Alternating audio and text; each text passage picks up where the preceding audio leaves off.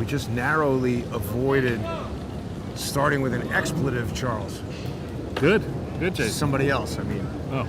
So, Charles, you know, you want to talk about an indigenous people's summer. This is it. Exactly. It feels like it's about 80 degrees. It's absolutely beautiful here in the park today. Look at that backlit cascade of, you know, no Schmiegel living in the fountain, but... As yet. Well, it has a feel to me of what Rome must have been like just before it fell. I mean, when you really, I come here very frequently, so I recognize quite a few people, and many of them are virtually insane. Yeah, virtually? Yeah, I mean, I'm not a doctor, so I can't determine that they seem insane to me. Some are barely wearing clothes, others are carrying signs that make no sense, many are beggars, many are filthy. Many are in theory students, but they're not studying. That's true. Well, and some even work for the park, but they're not working. Well, they're that's standard. You have to have a new phrase. You know, you're not technically an employee if you collect a salary and refuse to work. What would you be? A moocher? Deadbeat, yeah. You're just somebody get some weed. Hanging out. Oh yeah. Wow. I mean, it's amazing how the park has changed. They're just openly selling weed right there. Well, I think, hasn't it always... Oh, this dog's got to be cashing in on Dogecoin. This guy is always here, for example, Jason. Wow. Charles, that guy did not dig the Dogecoin joke, but Bitcoin is going nuts because of this ETF thing. I guess. Yeah, as we suggested, the second you make it more easier rather for an investor to buy Bitcoin in theory in a more responsible way involving a fund or some other asset manager, people flock to it because they figure the asset manager. What are you doing? Just looking at lunch. The asset manager has done diligence. What's this all about? Hey, are you guys going to enforce the don't ride skateboards or bicycles over there? Because it's dangerous to old ladies and little kids, and you seem to always be standing around doing nothing. Oh, okay. Eventually we'll get to it. Eventually? Yeah, it's only... We're almost like 2 years in, and I've seen people get injured. I've only been here for less than 2 months. So why don't you go over there right now and kick them out? They're breaking the rules. We'll get to them. Sorry? We'll get to them. That's reassuring. Yeah, all right, thanks. You guys should be fired. You do nothing. Park enforcement, Charles. I know. Guy was a wise ass. So he's standing around collecting a check and a pension, blowing out the budget of the city. Right. I mean, back when I was a kid, there was a real campaign. There were gang problems, actually. You know, the whole the Italian gangs. I don't know if you remember or know about in like the 50s and 60s. There were these tough kids. What? Sorry, Charles. We got a Baphomet right here. There you go. Fittingly beyond Babel. Nobody in the driver's seat. But actually with a Jesus with a cross in the thing. That's really odd. Maybe they don't understand what a Baphomet is. Or maybe that cross is... Yeah, I don't know. Who knows, Charles? There's a lot of stuff. Yeah. But I started to say, when I was a kid, you would have policemen who would typically walk around, 2 of them together, with these billy clubs. Right. And they would be swinging them around and, you know, in sort of menacing ways. And if they saw activity that was against the rules, they would just come right up to the kid, right, and pick him off the ground and say, "What are you doing?" You know, that kind of stuff. And they also, there was a foot patrol, so the people got. There's always a rhythm anywhere, frankly, and you get to see the same idiots coming on, breaking the rules. You and I were waiting for the show to start. We saw an idiot on a motorcycle at high speed go through the park. And the problem with that, I know in my own case I experienced it, the problem with that is that as you age, when something comes fast at you, you can get frightened. And that can have an effect on Well, you can react and you can trip. Pull a muscle. Right. And so that's one of the reasons they don't want skateboards and motorcycles and other vehicles careening through any park. Well, and I mean, my attitude is if that guy is there to be parks enforcement and he's standing around chatting and not enforcing anything, that's the guy who should be fired, not somebody who wants to do their job but doesn't want a mandate. Exactly, and you see that now. I see it in the morning, for example, coming into the park on days where I can still do that. You'll see 6 different park employees with those absurd implements that you press them and you try to pick up a little leaf with a long... Oh yeah, one cigarette right, butt. instead of like bending over and picking up the leaf with your hand. And then there'll be 4 people chatting about how to game the system, and they're all being paid.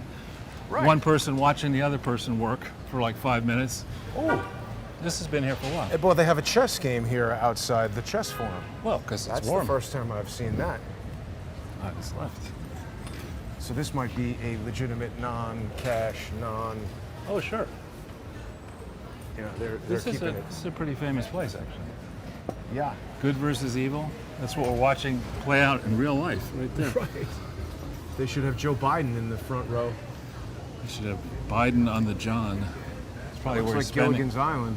It's golf, past and present. Biden on the John. That's where he spends most of his waking hours when he's not watching the washing machine. This is actually a great place Oh, it is. to find a unique gift for a chess fan. This Alice in Wonderland set is quite interesting. Yeah. Beautiful stuff.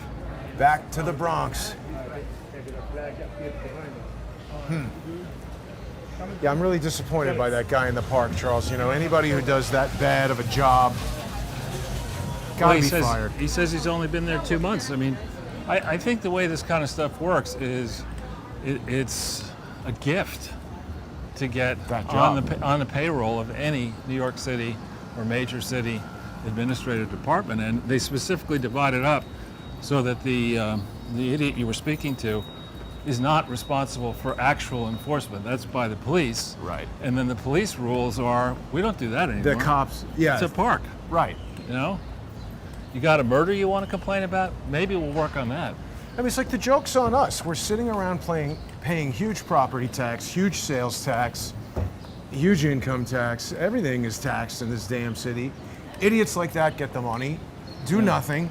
You walk into the park, they're smashing my cell phone. Right. They're risking people getting crashed into by motorcycles.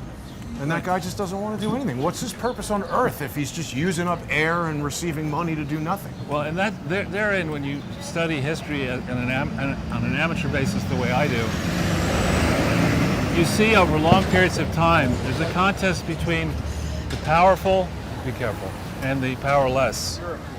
And this guy's just trying to start a fight. Yeah. Move, watch yourself. Let's go. Just trying to start a fight. I'm not going to start a fight. Just keep my eyes on a crazy guy. No, I know you're not going to. I just said he's trying to. But I've seen him He around. caught my attention by kicking over the box, and then when I looked at it, he had something to say. Yeah, I know. They're just trying to get you into something, and then But New York is back, Charles. it is. Thank God that idiot's leaving. When is that happening? It's I don't know. We should have a imminent, right? special Sunday with Charles Yeah. when he leaves. He's going to clown school to get a graduate degree. Is that true? No. They do have that I clown know. It's college. probably very rigorous, far more rigorous than whatever. What kind of degree does de Blasio have? Is he a lawyer? I think he's he's an ass clown. What, another one? He's got a BA in ass clownery. Right, tomfoolery.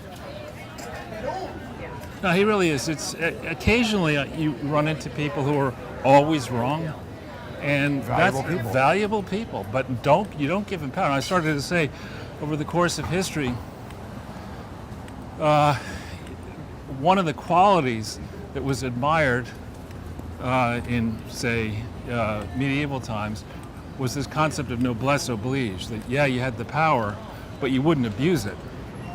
Right? You understood that you were vested in with special powers, in that case by birth, and you would take care to be judicious in the exercise of power. These people that you see and that we just saw in the park, and many of these, sadly, police and firemen and city bureaucrats, DMV, and then we don't even need to waste time on the federal government. They're drunk on power and stuck on stupid. It's a dangerous combination. Yeah, and they have easy jobs that pay them an amount of money. I'm sure that guy knocks off pretty early. Maybe he's got some kind of side hustle, Yeah. and he'll get some pension by the time he's 50 and go on to grift in some other way. Yeah, I think the art gallery is Oh, yeah. over there, I think. Right, yeah, let's just check out what's going on over there, and then tell everybody, Charles, what it is that we're planning to do here today. Well, what we're going to do, first of all, we're going to congratulate the art department Ah, yes, for thank another you. great poster.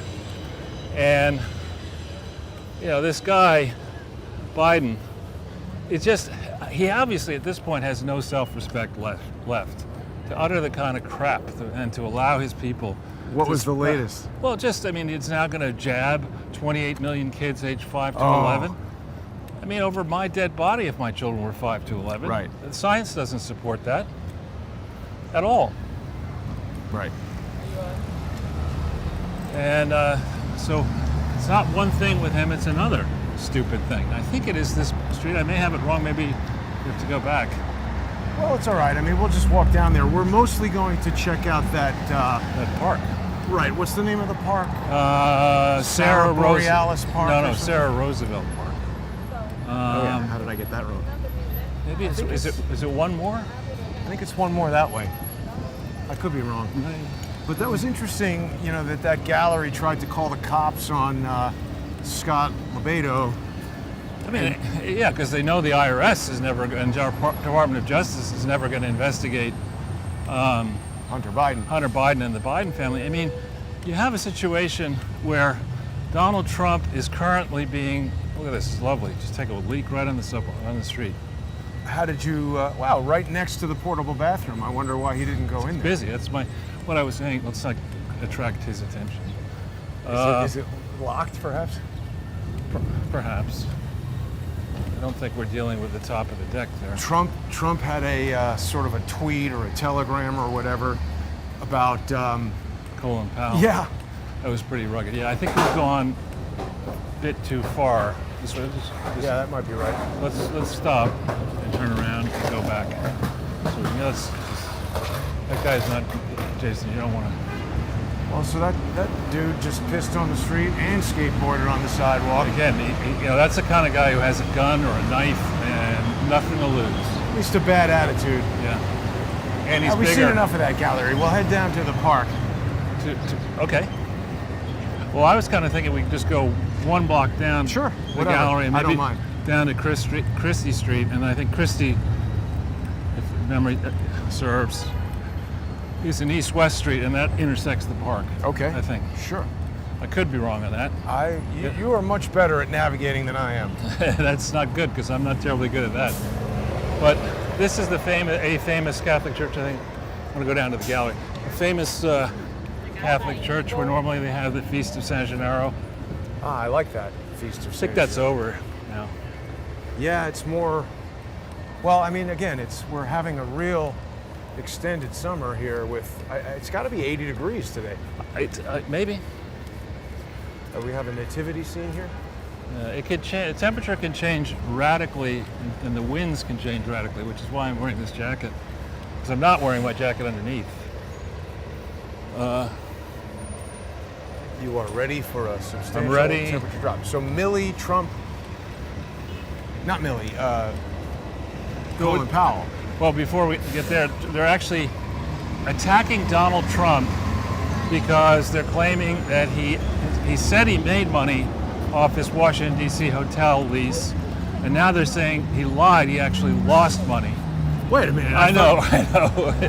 And it's like you can't. It's just like a perpetual outrage machine. What is it that they're trying to prove by saying that he lost money? I think it's the same thing with climate change. You know, you got to be really concerned about the climate. It's going to cool down. That was in the 60s and 70s. Then it's going to heat up. Then the model doesn't support anything. Then it's just about climate change. But I thought they were upset that something happened where diplomats were staying at that hotel and he was using the presidency to make money. If he lost money, I know. Well, didn't- no, I think they're trying to argue that because the hotel was losing money, perhaps the hotel rates, which were very high, were not justified because the hotel was losing money. I don't know. It's just a convoluted piece of bullshit argument. huh?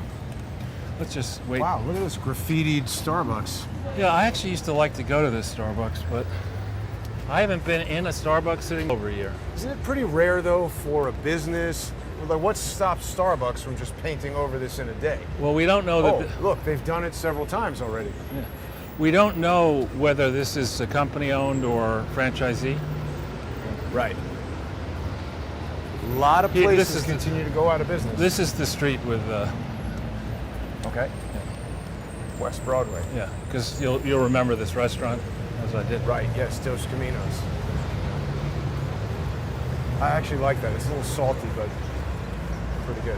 A friend of mine used to come down, not to that one, but to a different Dos Caminos, because he thought that was the only one in New York. Not Park. realize, huh? Park and like 30th or Yeah, something. yeah. Now there are people standing in front of, once again, the gallery. We'll see what's going on.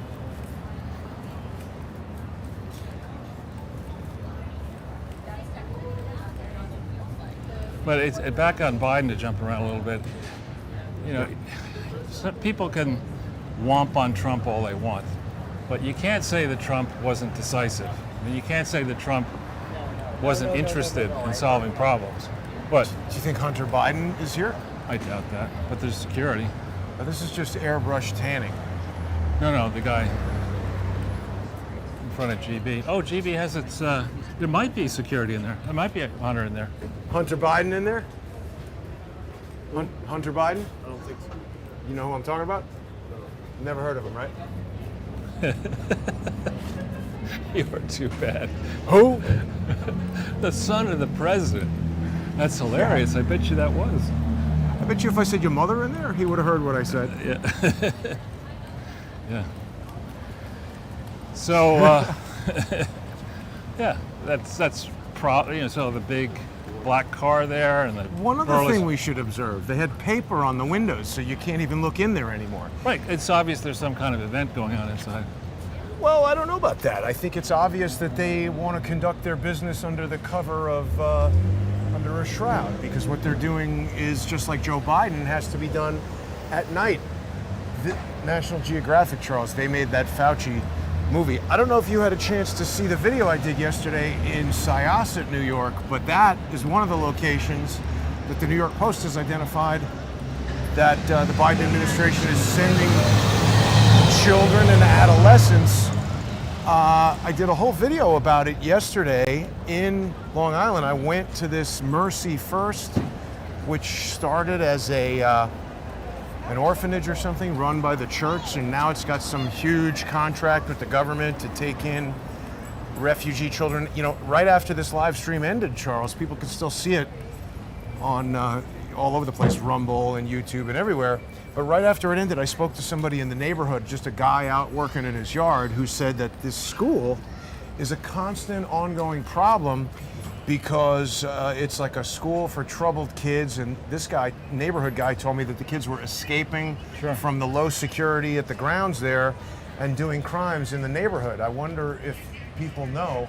So, just while you're focused on this, this is an obvious sign, following Jen Psaki's logic, that the economy's back. Right. I mean, the store's empty. There's so much demand that they decided to take their business elsewhere. Exactly. That's what it is. It's And demand. it's unusual that for a store to be empty, Right. except that this store is empty. And this And this store is whole building is empty. right. And there's a ton of stuff across the street that's empty. There was a ton of stuff on the walk over here that's empty. Yeah. And Hunter so, Biden's gallery now has paper on it, so you can't see who's in there buying what. right.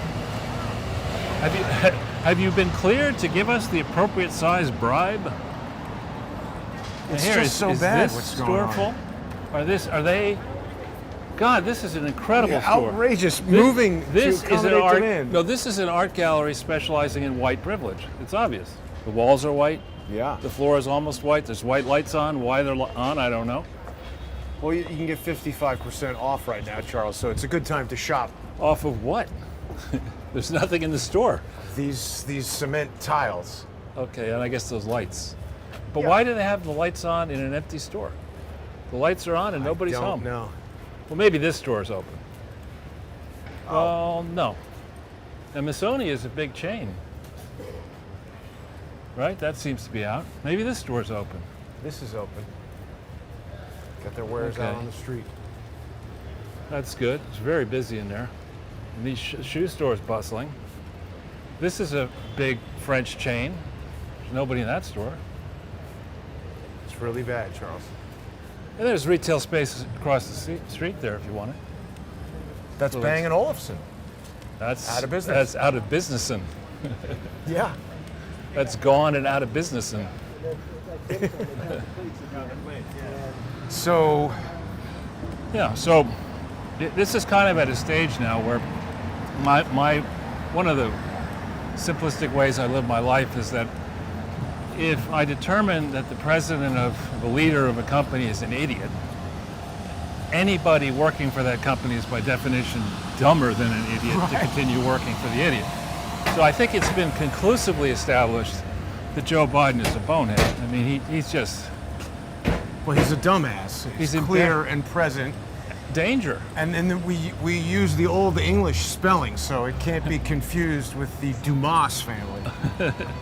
That's his distant French cousins, right? Right. There you have the Big Drop NYC. That's out of business. What is? Big Drop NYC. I think I know about that. 1,100 square feet, kitty corner in front of all the boxes okay, and I see. garbage. Well, what was that Big Drop NYC? Obviously, neither Clothing or not too something? big. A lot of garbage piling up. Yeah, it's good. You know, weather gets warm. You put the garbage out on the street. You gotta let the rats have food. That Oh, well, that's another thing I wanted to ask you about. You know, I've been feeling a little racism acting up. You know, it's a public health crisis now. So, feces in the street, that's no problem. But racism is a public health crisis. yeah. I think we really have got the inmates running the asylum, as has been the case for quite a while. Yes. Now Frederick Fekkai is a very expensive hair place. I guess it's up there, so it's open. 30 years ago, haircut and coloring or whatever, it was like $700. Wow, that's outrageous. I think Frame Store is around here somewhere. The frame store? The visual effects company. Huh. You would know? I would not. They were at one point, at least. They are fancy. Are they? Well, I mean, they got big fancy office in London, big fancy office in New York City. Did Fancy? virtual reality stuff for Marriott. This store is definitely not open. No. And it's also just a crazy amount of graffiti around everywhere. This was the last time graffiti was a problem for New York City. 80s. Ed Koch was the mayor. Yeah. And it was a serious problem, but this doesn't even have a for rent sign on it. There's another one of those Mercedes. And it's surprising because this restaurant over here is very, very nice. Wagner? No. Oh, Wagner's Serafina. the expensive ski clothes. Very expensive. This is Serafina, isn't it? Is it Serafina? I don't know, but it's always full of. I thought it was. I could be wrong. Is it Cipriani. Cipriani, yeah. That's, There are various Ciprianis. look at that guy who's like making out with his dog at the table. Yeah, it's nice to have a dog on a table. That's really Very not con- what you should be doing. Very at a restaurant. considerate, of others to bring your dog. Right. And bring it up to the table in the restaurant. Unbelievable. So I think we People- should probably think about going Sure. that way, but maybe on the next block because this is going to be busy. Well, sure. Whatever you want to do. There's a bunch of stuff I can see over there for rent. Oh, well, let's go. Got 10 seconds. It's a renter's market here, Charles. Isn't that, I think that green for rent sign there, that used to be the place they were trying to get you to buy pieces of pictures. I don't remember that. Art, there it is. Art, What do you mean, like a Art- share of something? the Art Autonomy Salon. Maybe it's on the second floor, perhaps. But the idea was that get in on the next Rembrandt. This next Hunter Biden. Now that's an interesting logo for them. Where did I See. just see that? I think yesterday I saw I don't think it's the same, but something quite similar on the news van outside the school in Syosset. I think people should go back to yesterday's video and check that out. Does anybody know what that symbol is all about art autonomy. I don't know if Wow. it may be still open, but it was in this block when we were down here about a year ago. There was a store where that people commented on it, how ridiculous it was. That, you would chip in small amounts of money to have pieces of art. Your favorite, Charles? Grilled eggplant. I wish people could have just seen that face you made. I've never gotten eggplant, even when you slather marinara sauce on it, And cheese. I mean, I don't get it. Oh, eggplant parmesan is one of my very favorites. I like chicken, veal, parmesan, but eggplant. What about Beyond Meat, Charles? Beyond Meat is beyond my comprehension. We haven't heard too much from Bill Gates in the past couple days. Well, his daughter just got married. Was that last weekend or it's upcoming? Recently. Jennifer Gates is marrying some equestrian guy. Right. He's Indian or something, isn't he? He's what? Indian or... He might be. I think they got married in a civil ceremony and then in a Muslim ceremony. They should have had a civil ceremony and then one that was just a riot. And then a satanic ritual. Yeah. To please, the mother and father. But it's also now Facebook has made it hate speech to say "Let's go, Brandon." You're not allowed to say that. That's just preposterous. I mean, what are we living in, the Nazi Germany now? I mean, it's just ridiculous. And then they're also planning to change the name of Facebook, which seems to me like that's got to be one of the most recognized and valuable brands in the world. Changing it. I think they should change it to Turlet Bowl, 'cause that's what it is. Turd book. Yeah. So we've got an Instagram session happening here. Yeah, well, there's big buildings in the background. It's kind of cool. It's a nice street. This is actually. It's got a fancy SUV over there. So many. Seems quiet for It is this awfully time of quiet, day, doesn't it? Well, I mean, I think people aren't yet rushing home, right? There's Rudy's Music Shop. Is this Giuliani? It seems new. Looks nice. It's funny. I mean, all these classic guitar places like Matt Umanov and they're out, and then now. I mean, this looks new to me. Find us online. It's got a serious amount of guitar product. Yep. More retail space available. Can't imagine why.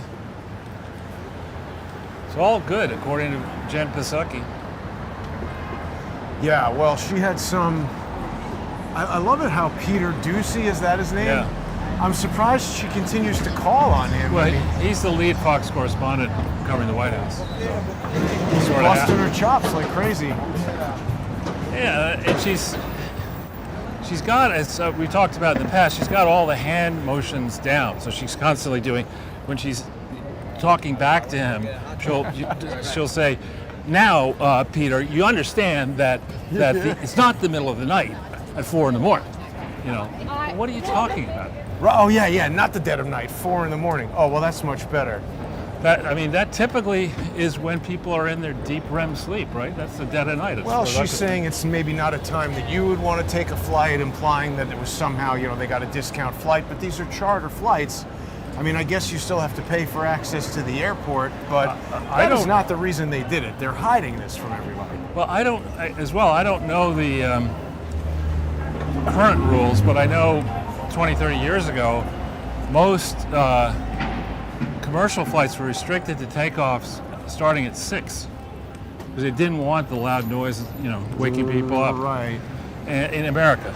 Well, maybe charter flights do something different. I don't think so. Here's a Halloween spirit store. A lot of these open up around this time. Yeah, that's never a good sign. Why? Because it means those are just temporary, 1 month, 2 month that's what I rentals. mean. There's more of those around now than there usually are because I think there's so much space.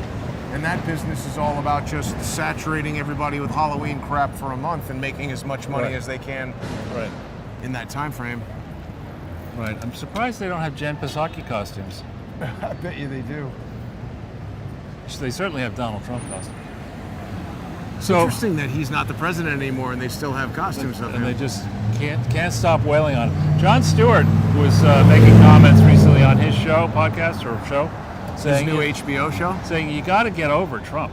I mean, he's not the president. It doesn't make sense to constantly go beat this dead horse. You know, when it gets around to 2023 and 4, you can start up again if he announces for president. But to just endlessly wail on him, Trying to pre-butt his run. it's not going to work. The other thing is Alyssa Milano got arrested this morning. For what? Being stupid? Well, that would have been a charge they could validly bring against her, but I don't know, some protest outside the White House or something like that. I wonder how she will find a way to blame this on Trump. Well, today she got arrested, so 10-20? Or is there going to be a 10-20 commission? I don't think so. So we can do some, once it gets a little quieter, we can do some more reporting on the Clinton Foundation, because there's some nuances that have come to light. And we need to comment about Deripaska and what Durham may or may not be up to. So I don't know when you want to do that. But. You're right. Okay. You have the floor, Charles. The sidewalk. Okay. The floor and the sidewalk. Yeah. So generous. So I've gone. I have a substantial amount of notes. I mean, so many notes that it takes up actually a whole room. Wow. And probably more than one room. And a lot of the notes are sort of piled. They're all in binders, but the binders are not typing it on the computer. Some are typed, some are not typed. I want to I want absolute protection from anybody looking in at what I'm writing. No, what I'm writing. Oh. So if the second you start putting that into a computer, somebody Good can read point. it. I don't want that to happen. Somebody's name is Bill Gates. Right. And anyway, so when I go back over my notes and I think more crisply about how things work, that there are statutes that govern, state law governs how corporations are organized, but then there are obviously case law precedents that may interpret and regulations. But beyond that, you start out as a corporation, and if you want to be tax exempt, you have an intent to be tax exempt. So you need to run the corporation from the get-go to qualify to meet the rigorous tests for being federally tax exempt, and then if you have state tax exemption, to consider that too. So keep going straight now. Look at this. What is that? Field testing. Of what? I don't know. What are you guys deploying here? Testing for AT&T. Testing what? Cellular signal. Okay, good luck. Seems like something that could disrupt our broadcast, Charles. So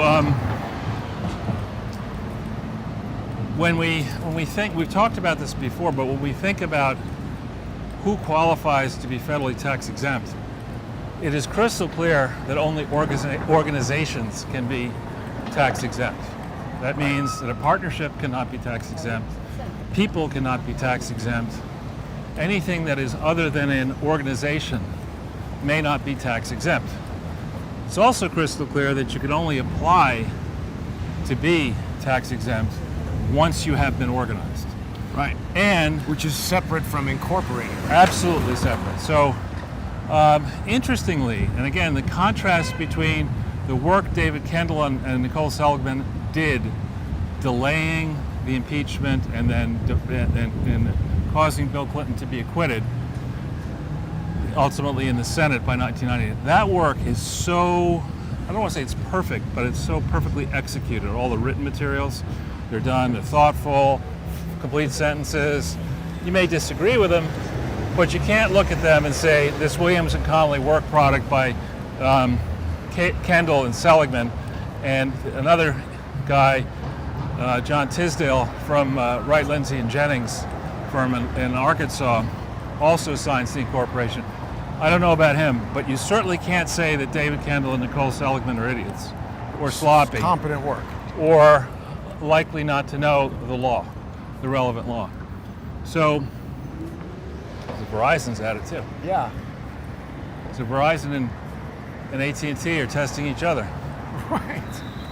This seems to be a remarkably popular and simultaneously weird color Yeah. for this. For the Jeep, yeah. And this also makes me think it might be a Trackhawk. Hey, what? They put the crazy 700 horsepower engine in those too. All right. Well, now, it's going to take me a little while Yeah, to get sorry. through this, so I just want to. So, it's crystal clear that the William J. Clinton Presidential Foundation was not organized on October 23rd, 1997. Why is it crystal clear? Because the bylaws that were adopted on December 23, I mean, the articles that were filed on October 23, 1997, specifically state that it is the initial trustees who have to adopt the bylaws, not the incorporators. Right. The bylaws were only, in theory, adopted on December 23rd, 1997. And so, and in addition, there are numerous press accounts of Bill Clinton and Hillary Clinton and other people, Skip Rutherford, the first, in theory, president, committing this nascent organization, the William J. Clinton Presidential Foundation, to significant things. Specifically, on November 7th, Bill and Hillary selected a site in Little Rock to be the site. Now, the Articles of Incorporation dated October 23, 1997, do not state that the Presidential Archive will be in Little Rock. And they are not the articles adopted by the initial trustees, nor on December 23rd, 1997, are the articles amended and adopted by the initial trustees. Furthermore, the articles as drafted have so many mistakes in them, from simple drafting errors. For example, in the purposes section, the title of the purposes section is purpose. And the first sentence is the purposes. Wow. So, you know, That's super careless. right, and that's not difficult to fix. The other thing they do, and the regulations and information that you can find by researching are very clear, that in the purposes section, you must be explicit in only authorizing purposes that are actually tax exempt.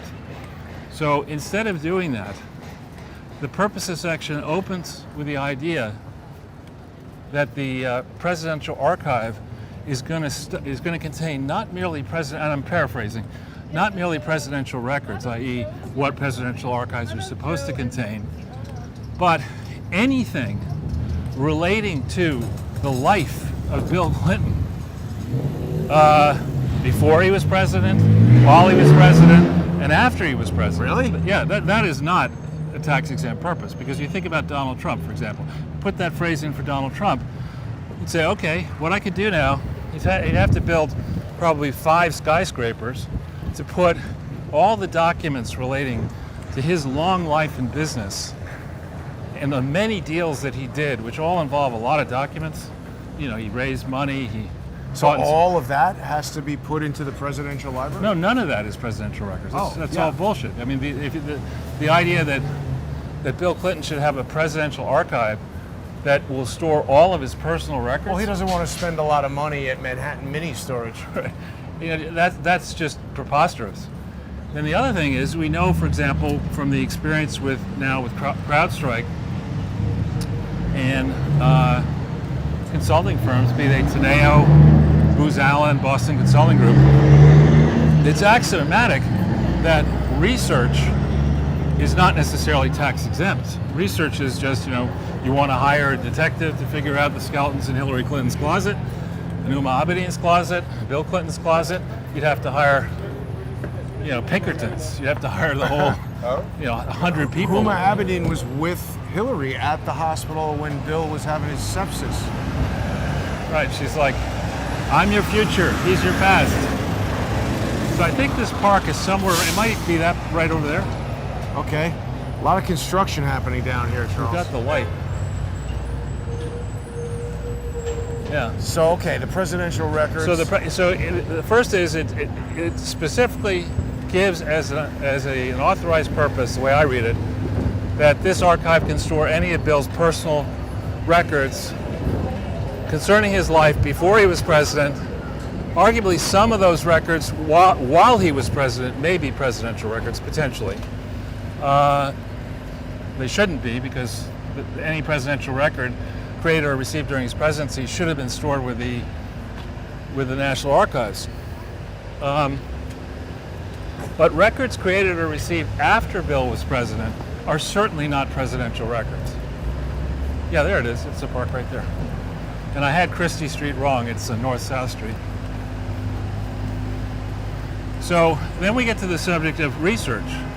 It also says that the center is going to be involved in unspecified research and educational activities. Now, research, I have paid people to do research in business many times. That is not tax exempt. Political opposition research, certainly not tax exempt.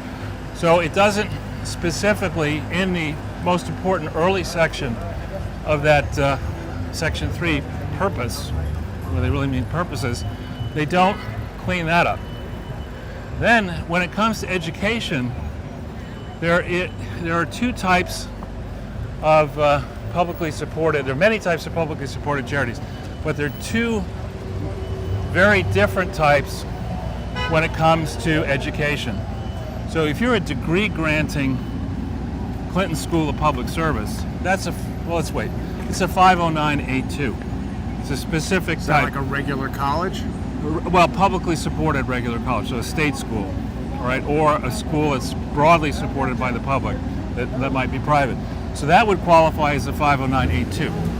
That's different than a 509A6, which is, 509A1, which is what the Clinton Foundation is meant to be, not 2. I thought it was a 501c3. 501c3 is a broad grouping within which you can be These are subcategories. you can be a private foundation like the Bill Gates Foundation, which this is not, or if you want to be a public charity, there are various classes of public charity. So that should have been clarified in the purposes section. It's not. Right. And the way the literature reads, and what seems to be very clear to me, is that if you're going to be in the purposes section, granting authority in one place to do something, the fact that you limit it later on in the paragraph doesn't solve your problem. You have to make sure that the limits are explicit, because just as the Clintons have, the way they've drafted it, they're going to look and say, see, over here it says we can do whatever we want, Right. and over here, maybe not so much. Now, this is the park, I believe. We'll see if there's a... What is the significance of this? This is where that person was murdered. Oh, right, the other day. Looks Yeah. like this is a handball or something area. Yeah, let's see if it has a name on it. I think I believe Look this for the is white the chalk. Central... Yeah, the guy was like stabbed and somebody stole his bike at 1 a.m, right? Well, his electric scooter. Central Communications. Huh. Obviously. I'm feeling some vibration in this thing. Uh, Whoa. I'm Obvious- feeling like a magnet drawing me towards that. Let's go away from it then. What the hell is going on in there? Centrally communicating. That's weird. So if you look at this park, and let's walk down and around, depending on how big Charles, it is. the fine Windsor Hotel. I've been here before. I have a friend who stayed here once. Is it actually a hotel or it's a homeless hotel? Maybe it's not the same place. When he was there, it was an actual hotel. Should we walk across the you wanna street? go. Let's stay on the... We're definitely on a particular. I don't think I've been exactly here before. Yeah, I mean, I'm pretty sure I haven't spent a lot of time down here. But we go that way. Sure.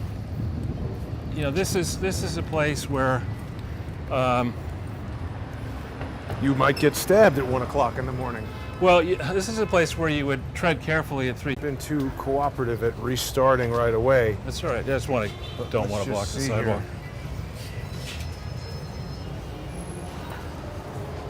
Just stand over here and fix it, like just out of the way.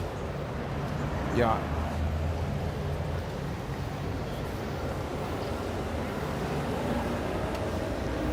I think this we're back. is a different part of town. Glad we're doing this. Yeah, it's always good to stretch out and move around. So sorry, Charles, you were saying that the defective thing was doing what? So we're back? Yeah, it's back. Okay, so yeah, the thing was so obviously mangled that somebody such as me with no legal training can look at it just purely from an English language perspective, look at this document and say it wasn't thought through, it does not comply, careful, Wow. it does not comply with applicable laws, and Williamson Connolly and John R. Tisdale, most importantly Skip Rutherford, the president, should have known all this. Yeah. So instead of agreeing to appoint a registered agent, for example, in this document, and people with any experience in business understand that the reason you want a registered agent to be distinct from an employee is that the registered agent receives a notification from government agencies that there's a problem. And if you allow an employee who might have created the problem to be the recipient of that information, then you're certain that you're not going to find the problem until after it's too late. So a decision A, to put this Skip Rutherford guy, who's a political hack and frankly liar, as I'll get into in a second, to have him be the registered agent, and then to have him also have the registered office of this entity be inside his house. We could go around, maybe, like Well, do you want to get just back around to the... around the car. You just get around. Right. Do you want to go back to this park here? Yeah, we can't go through there, so we just go quickly around the people and just get in front of them. Sure. This is the Golden Bird Salon, if you're looking for a bird. No, they don't. That's Oh, actually, I think it's a hair salon. Well, here's, I mean, Deceptive name, Charles. This is really flotsam and jetsam territory. I mean, look at this poor guy in his pants. The Man. whole thing is very... So, as I say, I could go on and on and on with problems with this document, but here you have Williams and Connolly owed a shit ton of money by the Clintons in October of 1997. I mean, they really owed a lot of money, and they're just, Williams and Connolly's just now finding out details about what may have been up with Monica Lewinsky and all that. State of the right. I tried to call Monica Lewinsky. I couldn't get the number. Yeah. Poor girl. So, I think the record shows there's a decision, I want to say it's April 14th, 1999, by Susan Weber Wright, the judge, where it talks about Bill having gutted the integrity of the judicial system by lying under oath in a deposition involving the Paula Jones case. And in that extensive discussion, which is public, it discloses how vast the file was on this case that Kendall and Seligman were both handling, Williams and Connolly, or were aware of anyway, Williams and Connolly, describing the communications as being voluminous on a weekly basis. And I think you know about voluminous. Now we can stay inside the park. Sure. Voluminous Legal filings. Right. So instead of taking time and attention to make sure that the books and records and papers of the William J. Clinton Presidential Foundation were true and accurate in the period October 23, 1997 to December 23, 1997, the vast public record, and this is before what the FBI should have seen, the vast public record shows clearly that Williams and Connolly didn't give a shit about the William J. Clinton Presidential Foundation. What do you mean? If they had, they would have gone, just as I advised Barack Obama, top legal person, I said, look, your papers are all wrong. And you could try to bullshit your way through it later, and that may work if you're always going to have a Democrat in power. Right. But why wouldn't you want to correct this problem now when you can, and it's only going to cost you a few $1 million? Why are you going to go out? Then they were talking about raising $250 million. Now it's $850. Why do you think that is? Why would Because they they've decided. I think they've got their people. I don't think they're progressives, and I don't think they're Democrats or liberals. I think they're just hacks. They've got these crooked hacks stuck throughout the IRS and the Department of Justice, and they feel certain that they will never actually be brought to justice. So it's kind of a marker to let the world know, yeah, the law in the books for you, the little people, is this, and we're going to crush you if you don't obey the law. But we're so powerful, we're just going to do whatever the fuck we want. And we've gotten away with it. There's the handball court, Charles. Yeah. That's it's a tough game actually. Yeah. So you got to really know your angles. You got to be fit. Your hands have to be Right. Strong. because if you know your angles, you can just hit it low and have it go tick and be impossible to. Let's go that way. To return. So the clear and obvious fact in the record is they did not amend the Articles of Incorporation to correct these defects. And in fact, the Clinton Foundation, there was this discussion, and people contacted me noticing that Bill was out there in California with Hillary, quote, for a fundraising When he went to the hospital, you mean? yeah, these are kids coming back from school, see? And it's So supposed how did he get a urinary tract infection from fundraising? That's a good question. I guess we should cross actually because there's no sidewalk there. I think in Bill's case he was fundraising, F-U-N, Exactly. and it wasn't with Hillary or Uma.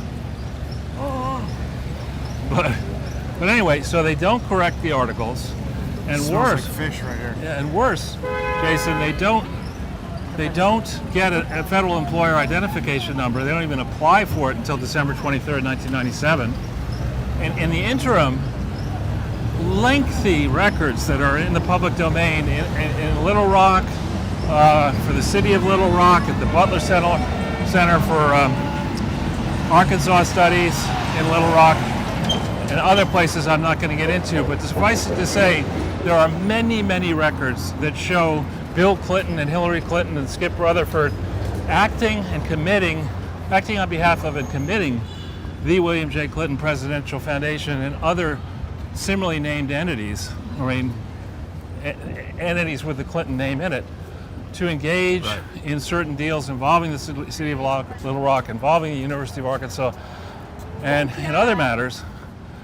And the simple, when you get into this issue of, we started by saying an organization can be tax exempt. People cannot be. So Bill, yeah, he was the czar of all the Americas. He was a big shit president. He was certain at day one that Monica would not prevail and that Paula Jones wouldn't take him down and that he would survive impeachment. He knew all that because he thought he had the system rigged. But He wasn't worried for a second? I don't think so. Wow. And so the issue when you read the literature about whether an organization exists or whether it's a person, the standard, watch out for that guy. I don't know what he's doing. He seems volatile. Oh, he's going to ask money of cars. So let's maybe don't point it at him. I don't even see the guy. He's just standing next to these cars, and if you don't give him money, he's yelling at you. All right. So the technical term of art, and again, I'm not practicing law, but I do know how to read English, and I think I understand it. The question is called piercing the corporate veil. In other words, do the facts and circumstances involving a given corporation support the view that the corporation exists separate and apart from its creators, separate and apart from any one individual, or do the records show that the corporation is a corporation in name only, and it's not been validly organized or operated, and that one or more dominant people or members of a family, the Clintons, are basically using the corporation in an attempt to shield themselves from liability. Right. And that, I think, the record very clearly shows, and I'm no lawyer, but I'm positive that David Kendall would understand that, and Nicole Seligman would understand that, and that anybody at Williams & Connolly, including the people who work in the mail room and the dining room, they probably get the difference. Excuse me. So, wait, we're in the Lower East Side here. There's a good opportunity to continue down this way and see more destruction, Charles. that way? Okay. That's towards the, Bridge. yeah. Fine. So long as we can get back. Yeah, no, we will. Let's stay away from that guy, though.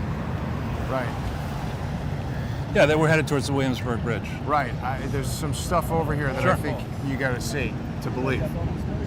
So Sorry, the Williams we're in and the middle of Connolly something. people, they're familiar They with the would've- difference between they would've a understood it. corporation. Yeah. And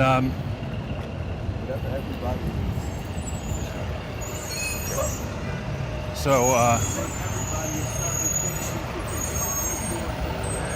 yeah, this is a great part of New York. So, so it's crystal clear in this crucial formative period. Let's just stay here. Yeah. That instead of going to the Actually, trouble, no, let's move. Scientific review over there. that's right. Remember I talked to you about how this is a 509A1, 170B1A6 corporation. It's clear, nonprofit corporation, it's clear from the awfully written articles of incorporation that was the intent. It's clear from the many filings that have been made that is what the Clinton Foundation pretends to be. There's a special, what's called organizational test, if you're that type of public charity. Okay, is he following us? It seems to be, but we'll keep going. Careful. Yeah, he is.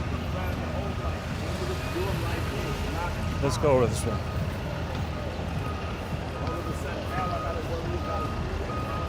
Yeah, he's just rambling. I know, but he's the kind of person to try to follow us and make trouble. Oh, he's walking away. Here, let's go down this way. So anyway, So there's what's called a public charity organizational test, which means that for an entity like the Clinton Foundation, ordinarily you don't turn the books and records of a presidency over to a partisan political bunch of hacks so that they can glorify themselves and edit out the documents that are incriminating and only put forth the ones that appear to say a good thing about the Clintons. You have to turn it over to an organization first and foremost, and it has to be run. There's special tests. It has to be run by a board of directors that is broadly representative of the public at large, meaning it can't only be Democrats. It can't only be Clinton for any support. public charity. Any public charity or Republicans. It has to be the And board. what makes something a public charity? Sorry. A public charity stands in the shoes of government. So just as government is maybe led by a Republican, but is not for the benefit of Republicans only, similarly, if you're going to say the National Archives would be running this, and in theory the National Archives are nonpartisan, and will take taxpayer funds and borrow on behalf of the taxpayers to operate repositories for records and make them available to the general public. If you're going to say, look, don't have the National Archives do that, we'll do it, the entity has to be broadly representative of the public at large. It can't just be Bill Clinton, and it can't just be a law firm, Williams and Connolly, that is dedicated to the proposition of defending Bill Clinton so that it gets its gigantic sums back for that they haven't charged the Clintons as they were owed. And also, there is quite a record in a book written by, I think, Kim Eisler, E-I-S-L-E-R. This is a person who, I don't know whether the person is a Republican or Democrat, but it's a glorification of Williams and Connolly book that specifically states that the author and others did an analysis of the pardons that Bill Clinton doled out, and found that a disproportionately high number of those pardons were given to Williams and Connolly clients. Oh. Right? So if you're John Durham and you're trying to understand what were the motivations of Hillary Clinton and Bill Clinton and Mark Elias and Sussman to try to attack Donald Trump as being a Russian spy and then cripple his presidency by crippling his Justice Department and crippling the IRS, you have to try to understand why. And I think the why is that in addition to all the many scandals that racked the Clinton presidency before he got to Washington, D.C., the biggest scandal in my mind that has received the smallest attention is one that is breathing into full view right now. And that is that the Clintons and the Democrats in the 1996 election cycle took substantial sums of money from foreign interests, especially including Chinese, not just communist Chinese, but also Taiwanese interests. And you're not allowed to do that. And we know from two sources, and I'm sure there's more than just two, but from two sources we know that Louis Freeh allowed the FBI, or the FBI opened an investigation at what is called CampCon, C-A-M-P-C-O-N. for short. And that is an investigation. Campaign contributions. Right, and that you can Google that, you'll see what I'm talking about. And that investigation began in earnest in January of 1997. On November 24th, 1997, Louis Freeh wrote a letter to Janet Reno and to Jamie Gorelick, who's an awful human being, but was Deputy Attorney General of the Justice Department at the end under Clinton. We keep seeing this, Charles. I'm sorry to bring it, but this is the upside down. This is the sigil from. It's an upside down Jesus manger. All right, if you say so, Jason. Are you going all Jesus on me? I'm just observing that that's present. Okay, so it's crystal clear that he felt it was so serious. He, Louis Freeh, he writes a 27-page memo with a 2-page cover letter dated November 24th, 1997, to Reno and Gorelick saying, we need a special counsel on this because we can't have you investigate the president. And Reno turns it down. And then somehow Louis Freeh leaves. Louis Freeh eventually leaves. But the point is, if we go back and look at facts that are out there, impartial facts, UNCTAD data on the state of the Chinese economy in 1996 and the state of the economy in 2016, or the most recent date for which is available. And we look at how China has prospered being in the WTO, thanks basically to Clinton and later to Bush, in the World Trade Organization, and also getting control of Hong Kong and imminently perhaps getting control of Taiwan. We look at all that, we look at the weakness displayed by the West to these communists. I mean, we should have been, as they like to say... This is what I wanted to show you. As they like to say, what? What? Well, it's just more junk food, and this one's in Chinese.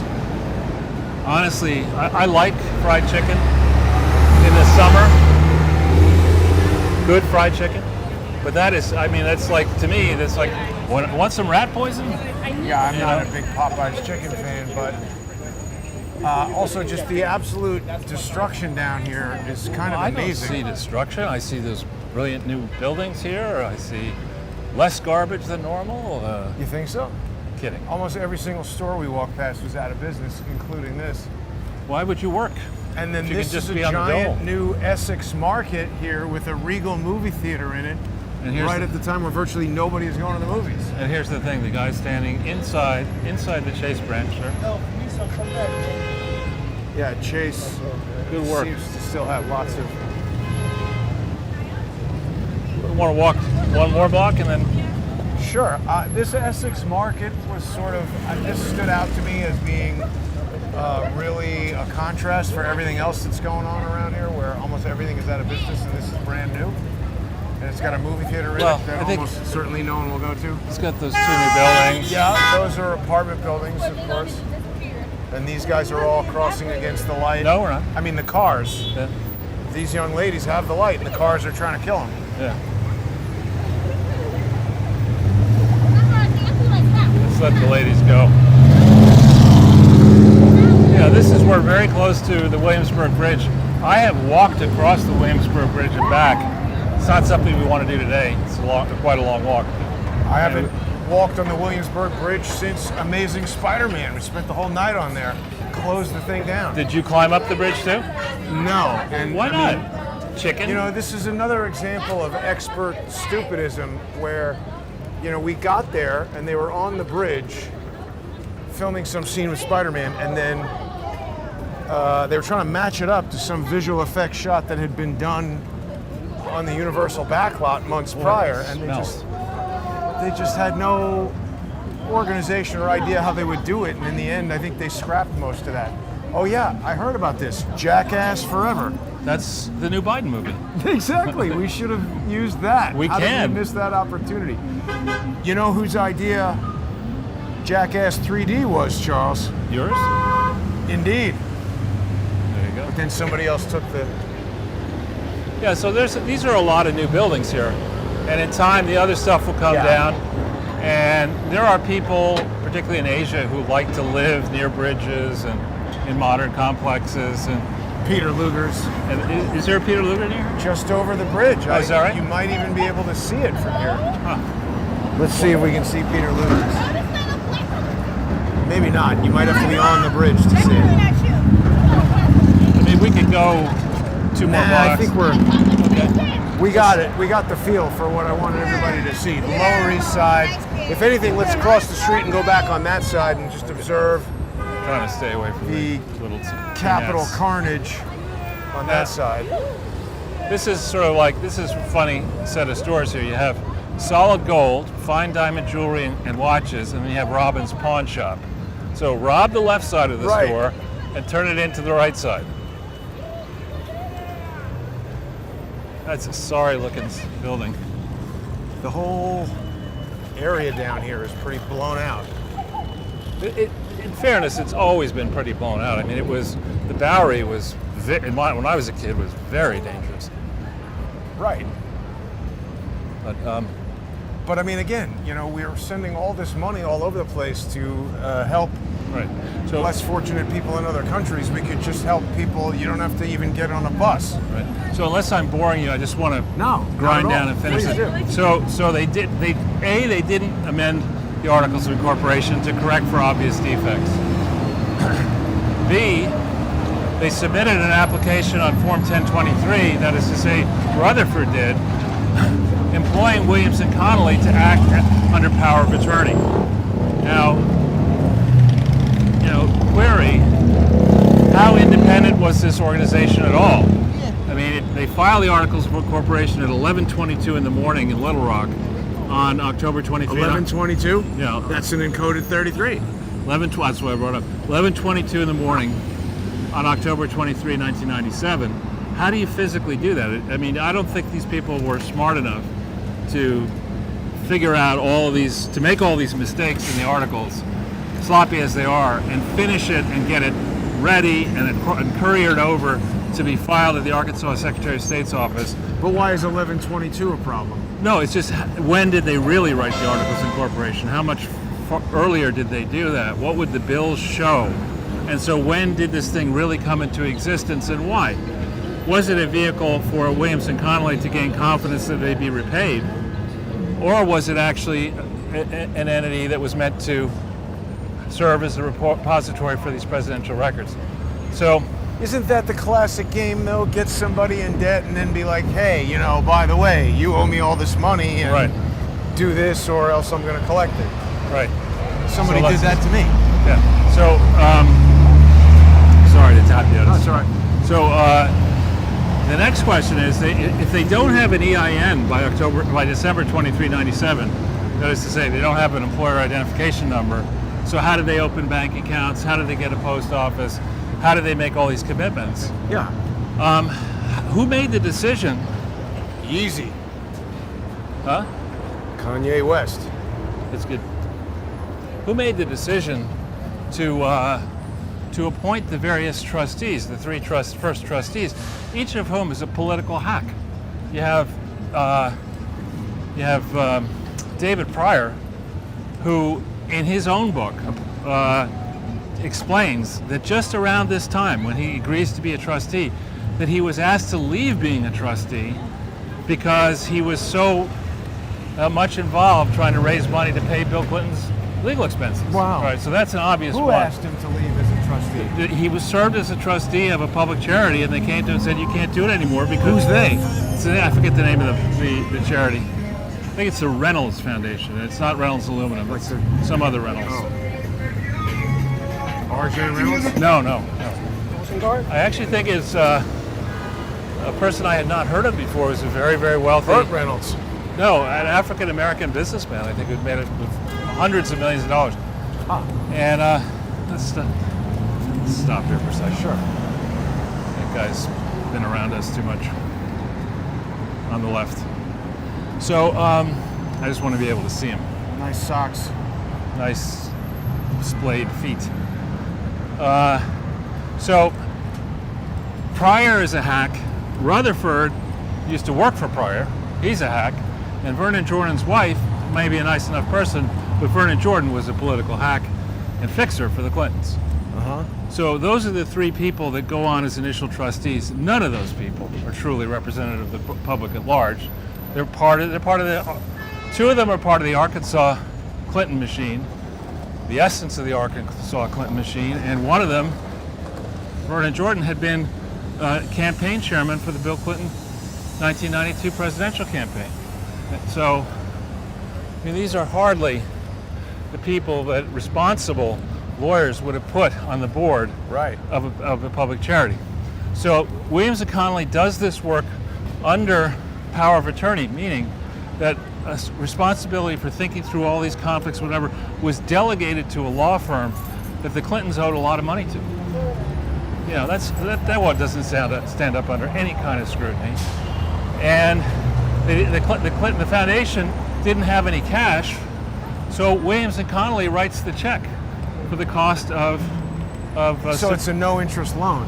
well, writes the check to the IRS, the application fee for being the public charity. So on many different levels, any sensible person looking at this would say, this is just window dressing. In this same time frame, Monica Lewinsky is pressuring Bill Clinton for a job.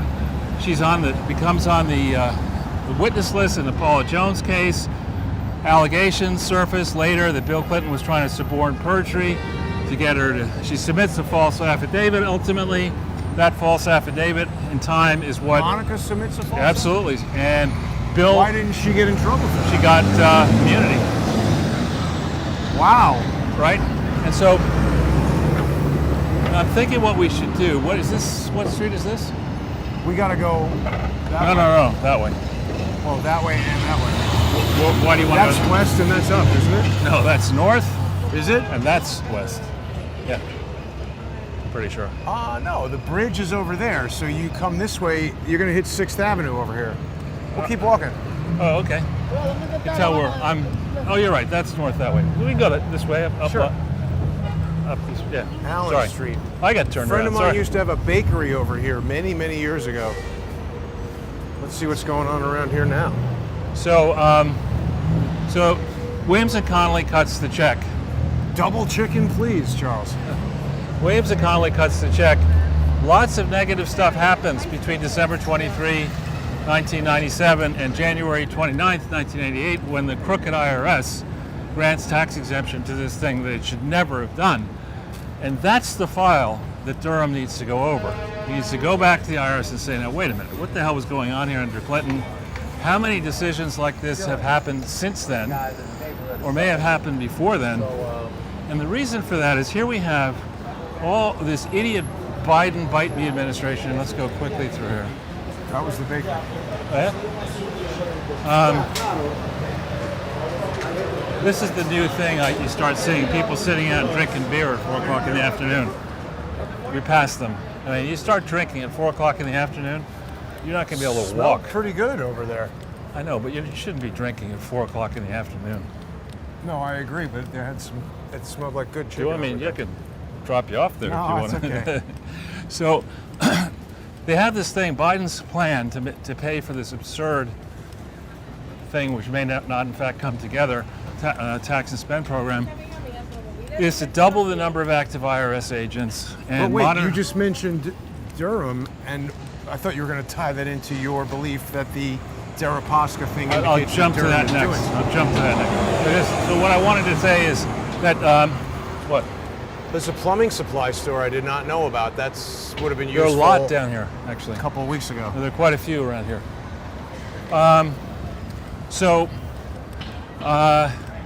As we've discussed in the past, the average profit margin for a business in America is around 7%, right? Yeah. Instead of whooping up on corporations that you want to employ people, instead of whooping up on workers who you want to actually work and not stay at home collecting checks doing nothing, because if they collect checks doing nothing, they don't spend money.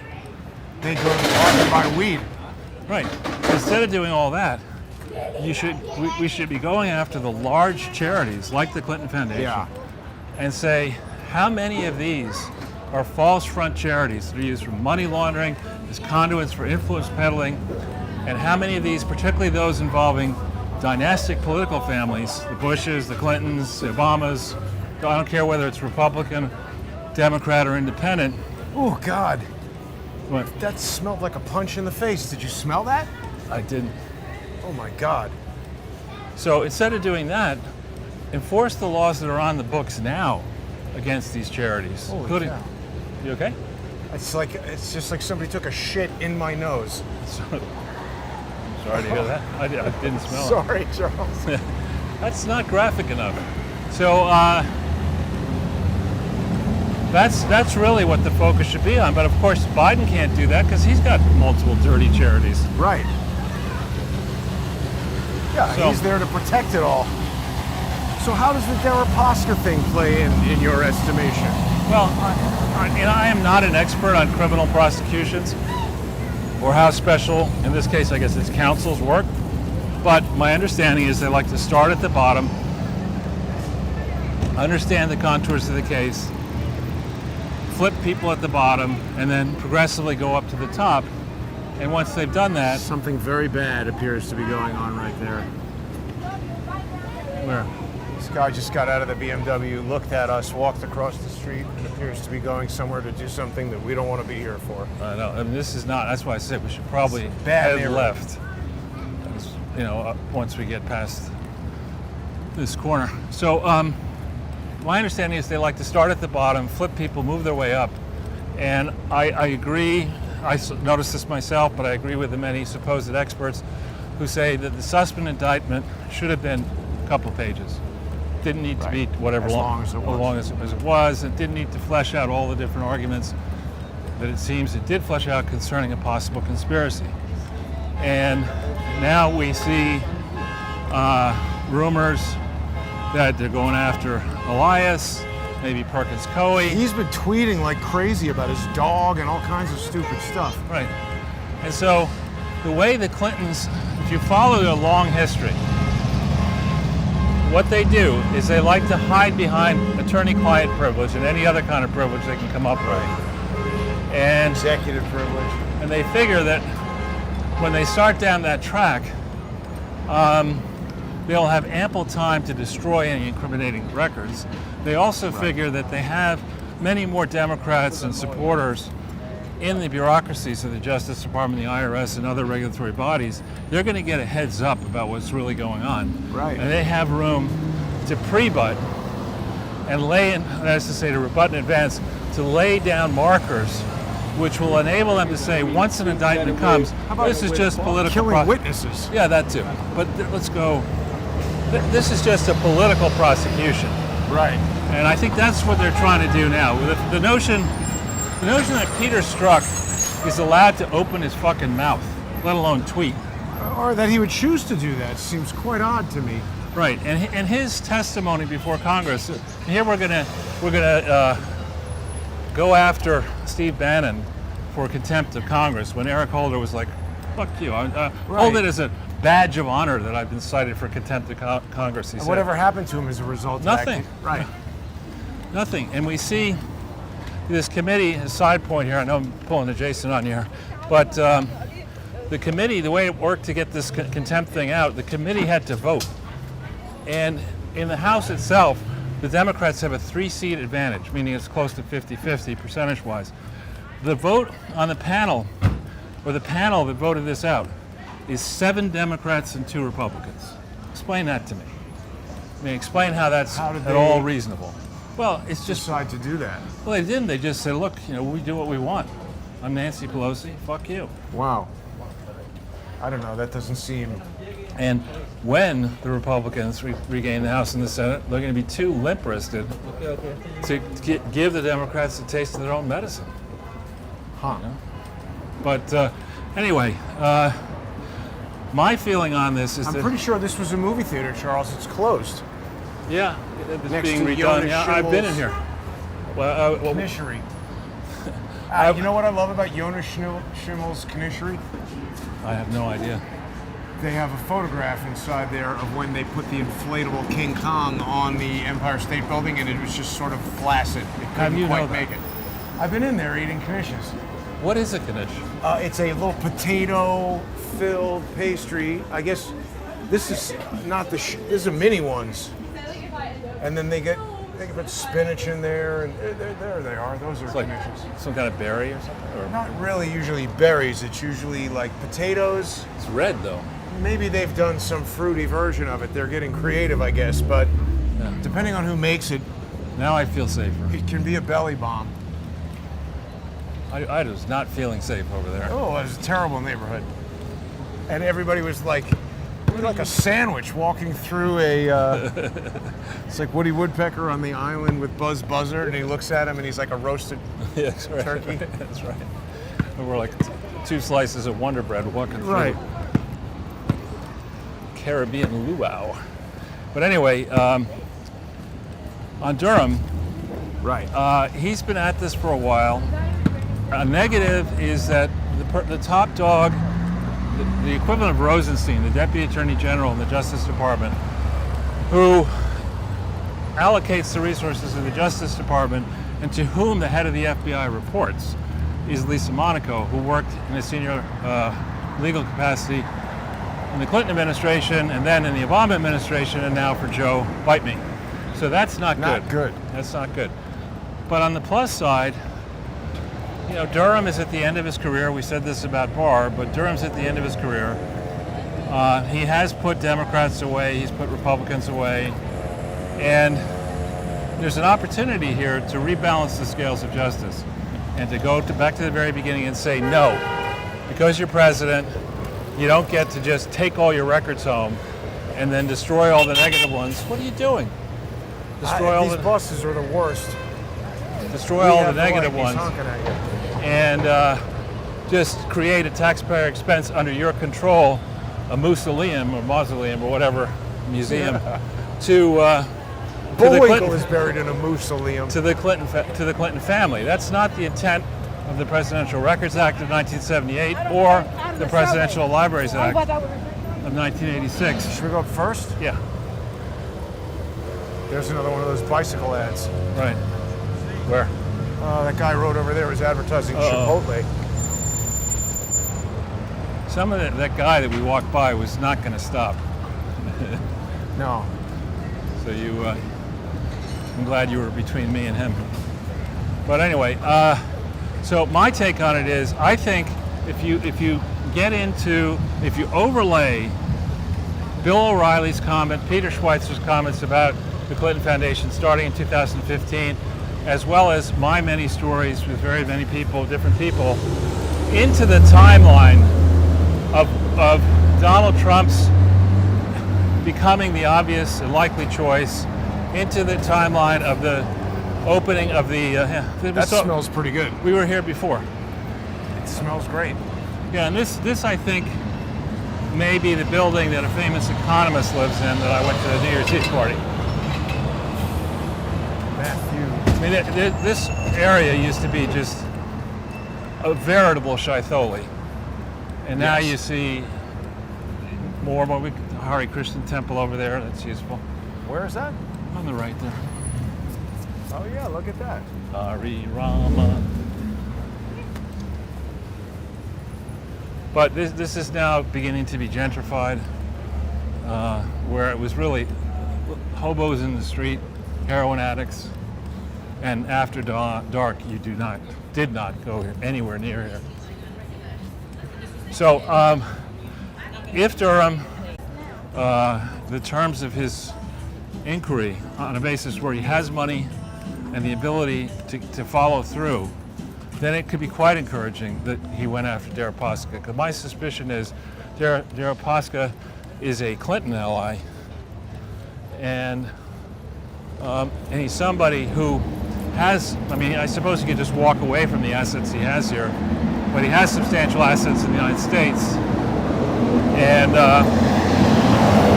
you know, to go after somebody the way they did, to go into both of his homes, Washington, D.C. and I'm sure he has many. in New York, but the one in Washington, D.C. is a palace. You see pictures of it. The day after Christopher Steele gets out there and opens his pie hole, trying to pretend that Right, on the TV show with Stupidopoulos. Stephanopoulos. Yeah, our great friend Katya Bladnova asked me a bunch of questions on that topic.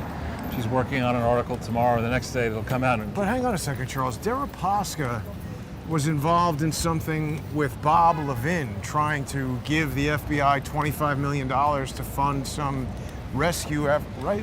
Levinson? Robert Levinson? Robert Levinson was who's in Iran. He's dead, I think, now. But yeah, I don't understand. Well, they don't know. They believe he's dead. Robin Gritz was involved with that, and she acted very strangely when there was a trial, and I asked her, like, why didn't you tell me that was happening? And she's like, oh, I didn't know you could go. And I said to myself, wait a minute, you're supposed to be an FBI agent. You didn't know that court hearings are public and that Well, Hillary Clinton was I secretary. would be interested in being there? It seemed like she was trying to hide something. Well, or Hillary Clinton, Secretary of State, fourth in line, I guess, fifth in line, whatever, to be President of the United States in a disaster. Is told there's a cabinet meeting, and her question is, am I supposed to go to that? I mean, are these people that stupid? Yes. Or- I think the deal with these people is you get the job if you agree to just shut the fuck up and do what you're told. Right. You know? Or cover up. Well, I mean, think how easy your job would be. You've got a gigantic plane, a gigantic staff, Secret Service, cars, limousines, unlimited expenses, and they just give you a schedule of events, and they say 10 o'clock, show up in this room, shake this person's hand, thank them for their service. 11:30, go into the ladies' bathroom and drink a bottle of Chardonnay, and we've got mouthwash for you. Don't worry. 12:30, try to get through lunch without falling asleep and throwing up. Mix up the Chardonnay and the mouthwash, and she can't tell the difference. Right. You know, and then get on the plane with your coterie of lovers and fly off to Australia. You know, I mean, that on one level, if you're prepared to just be an actor, you've got the script fed to you, and you also have a press, and they talk about this with the Clinton papers. You see it; they have a good person list, or you know, if Yeah, the enemies list. and a good person list. So if you're on the good media good list, then you get the Right, leaks, interviews you get and- the interviews, you get to fly around with the Secretary of State. God help you. When should we head west here? Wasn't there something over here on St. Mark's Yeah, that let's closed go. that we Well, wanna it's look my at? friend, and I hope he's going to make it here. Who owns the St. Mark's Theater? He's in my. I think he joined Gray Shirt School in 4th grade. I joined it 2nd. We'll walk by it in a little bit. We are covering mad ground here, Charles. Well, you know, Jason, we got to stay fit. I know. Here's the collectible toy store. You could get your Gundam figure. I've already got a bunch of them. No. What were we talking about there? Got me off. Deripaska and Hillary Clinton Chardonnay. Oh yeah, schedule. Hillary Clinton. So the project to protect the Clintons began well before 2007. It began when he was president, and before that in Arkansas. They knew that if Donald Trump were president and they had non-swampy Republicans in the House and Senate, that you would have had real investigations. Yeah, but they're never going to find those people. But that didn't happen in 16. We had Paul Ryan and we had Jeff Sessions and we had all kinds, and Trump, frankly, took his eye off the ball. I mean, he would have had a very different presidency if he'd fired Comey day one and said, Fired Ray. well, Ray wasn't there. I mean, it's disgraceful now what's happened with Andrew McCabe. Well, never hired Ray. Yeah, but I mean, he should. Andrew McCabe, this is that church that had Yeah. the huge fire. Exactly. But Andrew McCabe got all his stuff reinstated, got his pension, Right. got his stupid cufflinks. Right. I mean, His that's pocket just watch. outrageous. Yeah. But So if they ever had any non-swampy Republicans who could have made this thing, well, so the records which will show those that have not been destroyed, and you can't destroy electronic records. I mean, I know people like to Well- think you can't. You can't. There's always going to be for this group. Maybe if it's one person's electronic records, but if you've got a conspiracy of 25 people or 10 people, and they're they're going to slip out somewhere. yeah, and they're using personal emails and they shouldn't and whatever. I got to believe that those records are discoverable. Somebody's going to send it to Tony Bobolinsky, and the next thing you know, that's it. Right. So what I'm certain these people were doing is in 15 in particular, there are records saying, listen, we have to win at all costs. And I think the theater is another block that way, so we don't necessarily. That way? Yeah, I may have that wrong. We'll see in a second. This guy's fast and furious, Charles. It's just red. HKS has probably got a lot of performance stuff on there. So here's St. Mark's. Oh yeah, 2nd Avenue. It's definitely to the right. We can go down one and come back if you want. Sure. Whatever you want to do. That's fine. We'll go down one, come back, then go that way. See, there's another new Chinese business. Xing Futang. That's probably a part of the Wu-Tang. The Xing Futang clan, exactly. Right. So there are a lot of records. We know there are records, for example, in the William J. Clinton Foundation FBI file. We know there are hundreds of missing records because the records that have been made public have numbers on them. And you can look and see the numbers. What's missing? Yeah. We know the same thing's likely true with the Hillary R. Clinton email scandal, and there are other ones. So where is the CampCon file? Why hasn't that been released? If you're not going to charge the Clinton Foundation, which you should have, if you're not going to do that, and you decide to start releasing vault file records right before the election in 2016, why are you standing pat on the CampCon controversy? Why don't we have an FBI vault on that? And I'm, constantly tweeting out. I don't know that John Durham. Frequently, so that must have just happened. But let's just see if we're back here. Lock him up. That's funny. Who is him? I don't know. Hope it's Biden they're talking about. Yeah, that would be a good lockup. Let's see if we're back here. Are we back? I'm not sure. It takes a minute to find out. Anyone know who's Clinton's? I think we're back. All right. Yeah, we're back. So why hasn't that? Why for Durham to do his job right? He's got to understand what these people were so fearful of. Why would a law firm as powerful as Perkins Coie allow Elias and Sussman to manifestly break the law and then start attacking people and sitting president of the United States? Why would they do that? We still don't really know why Elias started his own law firm, right? He was told to get the fuck out of the We're firm. still rumbling on rumble.com/user/CS the truth. So, but he seems to be pretty calm and tweeting about his dog. I think my friend is there, but we won't ask him any tough questions Okay. about his financial condition. General questions if he brings it up. But this is the thing right here. Right. This is, look at the investment the guy has put in. Yeah, there he is. Even recently. Hi. Hi. Smells like good French fries. They are. Hi. I'm Charles Ortel. Oh, goodness, how are you? Nice to see you. Hi. That's my friend Jason Goodman. Hey, it's Charles Hi. Ortel. Nice to meet you. Charles, how Nice, are you? nice to see How are you? Hi. Good, how are you? Very You're well. on camera. Oh, goodness. My goodness. You ready for Halloween? It's been a year and a half of Halloween. That's true. You got the color coordination. Oh, yeah. Yeah, sure. That's quite right. So what are you, This is Charles Ortel. No, we were in closing grade in. school. We were in grade school yeah, together. exactly, yeah. I have a great Grace Church School story, which I'll tell you off camera. Okay. Right.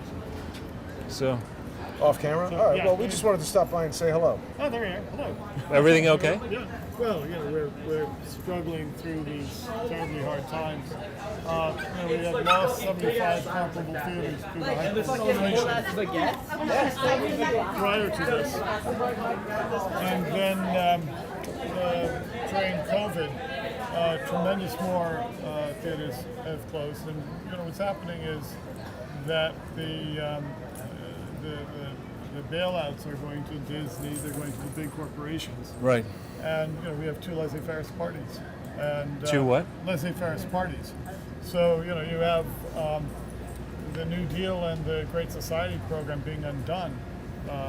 And today is such an extraordinary example. You see what was cut from the a plan which would begin to put us on the par with the rest of the world when it comes to rights of citizenship. And you have two people bowing to the coal industry, and they're called moderates rather than radicals. And the people who are saying that we should get the kind of education that Europeans get, that we should get the kind of opportunities that Lyndon Johnson and Eisenhower brought to us, are somehow radical. We live in a funny world. Anyway. Well, good. I hope you make it through whatever this patch is. Yeah, And we've got a documentary coming out that I'll write you about it. All right. You'll enjoy the way we're dealing with the COVID put at least $1.5 million more debt on us, and then Whoa. on top of that, the refinance and plan that we had put in effect just months before COVID, of course, was a huge burden because everything stopped for a year and a half. The state of New York, where raised our taxes during COVID with no forbearance. And made you stay closed, basically, as well. Yeah. So which I think violates certainly the ideal behind the taxation without representation. No, eminent domain. Right. Because in other words, it's a taking by the government without compensation. Right. And what's more, we were told we can't do business, but companies that buy debt were allowed to do business for people who While they pile the debt on you. Right, exactly. At a lower price. Yeah, as well. What they did was they raised our interest rates from 10% to 24%. And there's been an article about this recently. They asked me, to say something nasty about the company that did this, and but the real culprit is a government that allows this. In Iceland, they'd be in jail.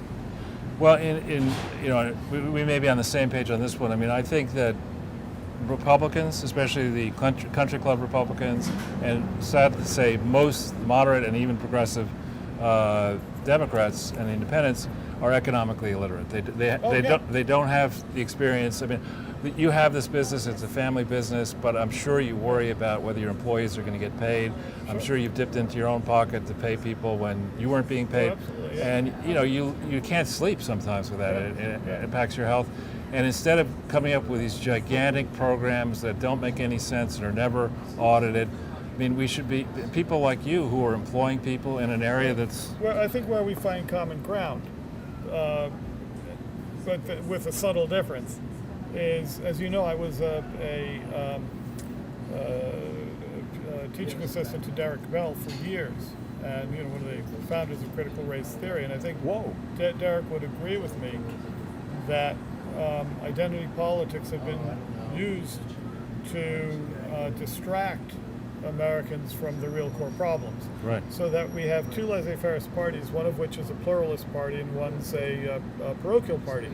But when it comes to really a party that says that this transfer of wealth for the middle class has got to stop, that's completely neglected. For example, very few people are talking in government about the fact that the 6 wealthiest Americans, that's not abstract wealth. When you look at the amount of American business that's been closed because of Mr. Bezos, and that he pays virtually no tax compared to. That's a good point. To be able to make $300 billion. He has more money than most nations on this earth, and yet he's not paying his fair share of. And it's that poverty that creates that's made this country ungovernable. So you have these two extremes that are also. When I was covering the war in Belfast in the 70s, the average volunteer in the Irish Republican Army might have had a 6th grade education. But they were better read and understood politics and the economy more than most Americans I met in graduate school. Oh, I totally agree with that. Yeah. So, but there we are. I think that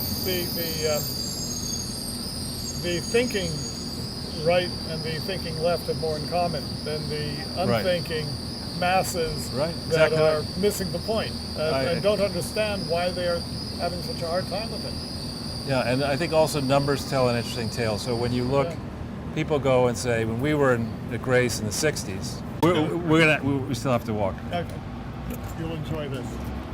So do. But we're still live. Yeah, no. So you're live is what it is. Yeah. On your way back, I've got to tell you about my 50th reunion at Grace Church and what happened there. When was that? That was 2020. Oh, just recently. Just recently. Rodney Hobbs was there. I couldn't have. But anyway, there's an extraordinarily funny incident that you'll appreciate. All right. Or I'll tell you online. Why don't you do that? Because we got to go back Good that way. seeing you. You too. Again, Take care. great stories. Cheers. Bye-bye. Thanks. Well, there you go, Charles. Pretty interesting Yeah. insights there. Well, we had, it's funny, the school, when I went to Grace Church School, we knew him then as Lawrence Otway, but he's actually a gypsy. And not just any old gypsy, his father was like the leader of the Romany, whatever, and there are all sorts of really interesting stories about that theater going way back and very famous people. But when we were together at Grace Church School, we used to joke after the fact that it was like the Jeffersons. I mean, we had no gym, we had no playing field, we had cramped classrooms, we had shitty food. We weren't like the better endowed private schools. Now, it is an old private Wait, school. did we lose that whole interview with that guy? I guess I was looking at this and not this. We might have just lost that interview. You've not heard it, you mean? Or I don't know. We got cut out there, so I'm not sure where it cut out. But I've got it recorded here, and we can maybe reload that, and I'll send it to you. And people who want to see it, maybe there'll be a director's cut. I'll have to check it when I get back. But if you can. no, I will. He was talking about Lyndon Johnson, though. I can't get too into anything. Well, he's a radical. I mean, he was a radical in the 60s and 70s. Aha. So, and he has all kinds of. But you see how friendly we are. I mean. No, he's a nice guy, but I just think doing what Lyndon Johnson wanted to do is not the solution to anything. After I killed Kennedy. Right. Vietnam War, it's like, hello, Lyndon Johnson was a scumbag. You remember this story, we'll tell it again. Maybe some newer viewers have not heard it, but Douglas Dillon, who was the son of Clarence Dillon, and was a very snobby guy. He was chairman of Dillon Reed, secretary of the Treasury under Johnson. And this was a man, I met him a few times, who was always immaculately dressed, very conscious of table manners and how to deal with people and etiquette and stuff like that, and unbelievably snobby. So Johnson, of course, was this crass douchebag from Texas who reveled in making people like Dillon feel really uncomfortable. So Johnson regularly would make Dillon come to Oh, talk to him while he's on the toilet? with the door open, taking a dump. Yeah, I've heard about that. He's a terrible guy. Yeah, I mean, which is just why you would want to do that anyway is beyond me. But I mean, we're all human. We all have to deal with those. Yeah, but you don't want people looking at you while you're Listening sitting on to the it. toilet, and you don't want to basically embarrass the guy by doing that. Unless you're Johnson. I mean, at least you didn't kill him. Lyndon Johnson was a terrible person. It still is. Still dead. You want a hat? No. Scarf? The vape stores looks like it's piques, doing great. That piques your interest? No, I just, again, I'm curious to see what businesses are. This one isn't. Yeah, this one's not doing so well. Maybe they should get into the vaping. Get into the garbage business. Plenty of that. We got a lot of inventory around. Let's see, is this still 99-cent pizza? Soft serve Italian ices. I Two never heard of Brothers that. Pizza. Yeah, that's the 99-cent place, Two Bros. They got graffiti on the pizza oven in there, Charles. Never a good sign. So people can get an idea of what's going on around St. Mark's. So this, here, look at these. I wonder which of these, I'm trying to remember which was at all Tawara these. Boutique. Oh yeah, those are the electric unicycles. So is it difficult to ride? No, it's just like when you have to ride a bike all over. But once you click, it's only instinctual. Cool. Stay safe. Thanks.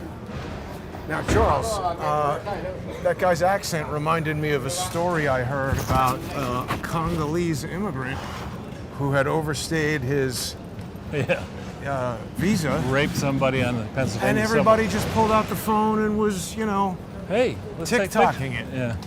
Well, the guy was supposed to be deported in 2015, still here.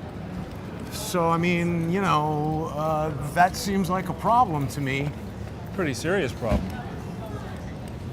So this back in the 70s and Just 80s, selling weed right on the street. pretty much. Look, it's all over. pretty much the same as it was, except a few buildings are missing. Corner here. I mean, that's just wild. Why, legalizing weed is fine, but I thought that the purpose of it is to bring tax revenue, not to enable more criminal Jason, sales. come on, you're just quibbling.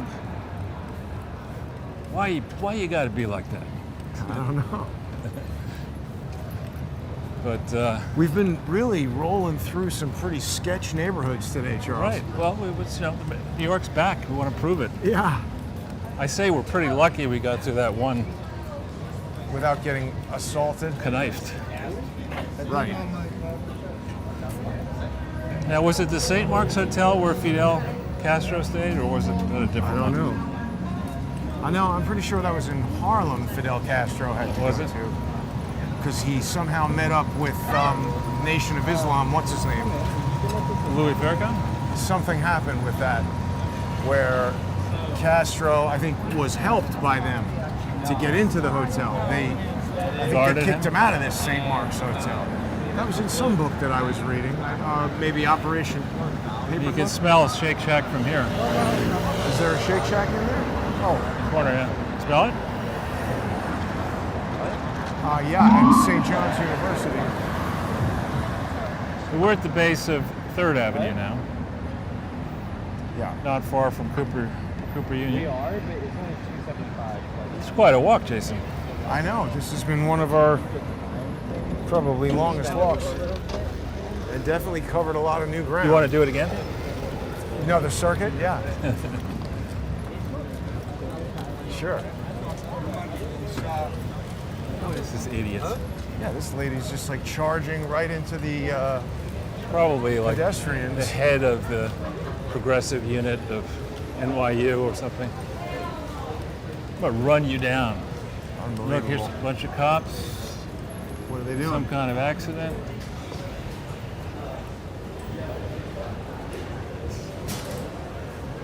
Yeah, so I'm seeing a lot of people on Twitter are rooting Go down 8th Street. for people to, what's that? Just go straight down 8th Street, Yeah. and then I'll let you off. We'll Right. stand at Greenwich and But they're rooting for people to be fired who refuse to take the vaccine, Charles. I object to the whole framing of the debate. I mean, it's not like the doctors today have credibly established the risk. And in any case, I mean, even if it were Ebola, or something as bad as Ebola, the notion that you would say, okay, we're going to take an untested therapy and we're going to force it down everybody in the world's throats, and we're going to humiliate kids if they don't have it, and grown-ups. We're going to force people to give up their jobs at an uncertain time after a long period of Right. economic adversity. I mean, it's just crazy land. I know, they're stacking one thing on top of another, on top of another. Well, it's just proving their own stupidity. Rather than let you guess whether I'm stupid, I'm going to prove it. Exactly. Expel any doubts, Exactly. or dispel any doubts. So behind us is the university, or there, that Epstein's brother destroyed, Cooper Union. Yeah. It used to be, if you got in there, it was free. Oh, there's some new Bannon movie coming out with Epstein in it, where Epstein says that he supports Time's Up, which is some kind of Me Too kind of thing. Did you hear about this? I had not. Epstein supports that? I thought Epstein was That's still what dead. he says, and as well, it was recorded, I guess, before he was still dead. I don't even think he's dead now. I think he lied about it, faked it, but he's got this interview with Bannon. Yeah. Epstein is speaking with Bannon? Or Yeah, it's some documentary that's coming out where Epstein is speaking to Bannon, and they're talking about this Time's Up. well, that's interesting. I mean, I've never been in a position akin to the one that Bannon had, but I know people who have. And I know there's careful thought given to do you take meetings with anybody who requests one. Right. The notion that somebody like Bannon would meet with Epstein, Well- mind-boggling. Lee has said many times, like, why did Bannon meet with Epstein? And when I saw that they were making a documentary, it seemed like a possibly legitimate reason for Bannon to meet with him, to interview him, or cover. Well, so Bannon has done several documentaries. He's produced it by the Palin one, Schweitzer one, Right. Clinton Cash, another one. That's really his love, first love, is doing that kind of stuff. Whether he's good at it or not, you be the judge. I'm not confident. So now we're heading to your own stomping grounds. Yep. I don't know. That was a sound of disgust, seemingly towards us, right. for occupying the sidewalk. And there's Grace Church in all its beauty. I mean, it's not the same as an ancient English church. Well, it's But ancient as far as New York goes. It's certainly an historic church. Yeah. You know, who, other than me, you know who else was married there? Oh, I didn't realize you were married there. I thought you went to school there. I Who was else? married there. Tom Thumb. Tom Thumb?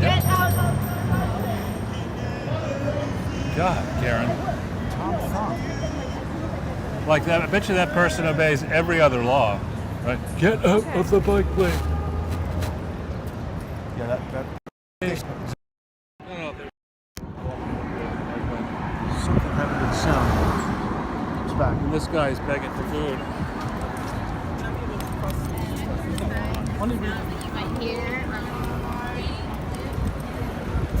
These, I guess, are mostly NYU kids. Something has happened to our sound here. This is too noisy. We could cut. No. It's that the sound cut out. I think. Working on it. Now I think it's back. Let's hear you say something. So when this building was going up, I want to say in the 60s, Terrace, whatever this is. yeah, my brother used to like It's to. pretty fancy. Nice apartments in there. He used to, when it was, when it was a shell, he liked to climb up the construction scaffolding and. Oh my God. Yeah, That seems dangerous as hell. yeah. He was risk prone in his Wow. youth. Let's just say. I can't remember who, but somebody I knew at NYU had an apartment in there. Wow, probably not a poor person. No, yeah, it was a very nice apartment building. I remember that. So 8th Street is generally hopping, Yeah. but as we head towards 6th Avenue, you'll see that it's gone directly into the crapper. Well, this is all basically owned by NYU and rented to basically only businesses that they like. And probably does very well in the school year. Right. I mean, it's just all stuff that NYU students are going to, and the rent is probably crazy. And whoever Yeah. has a thing in here, it's either you're living or dying pretty quickly. Yeah. So when NYU was shut, a lot of this went down, Right. and still is down over there. Yeah. And I remember this on the corner used to be way back Johnny Rockets. The reason I remember that is that Johnny Rockets, I don't know if it started in Dublin, but there was one in Dublin. California. Was it really? Yeah, this thing right here was Johnny Rockets, but Right. actually that was after I graduated NYU that it became Johnny Rockets. It Okay. was an NYU cafeteria at some point. No, it was a regular diner. Then it was Johnny Rockets. This thing became an NYU theater. Right. It was Not a regular any movie more. theater at one point. As you like to say, not Well, it's still the any Cantor more. Film Center. This is something, but that's still the Cantor Film Center. It was some movie theater. And this has never, for some strange reason, that corner thing has never managed to survive. Tried different incarnations, restaurants, stores.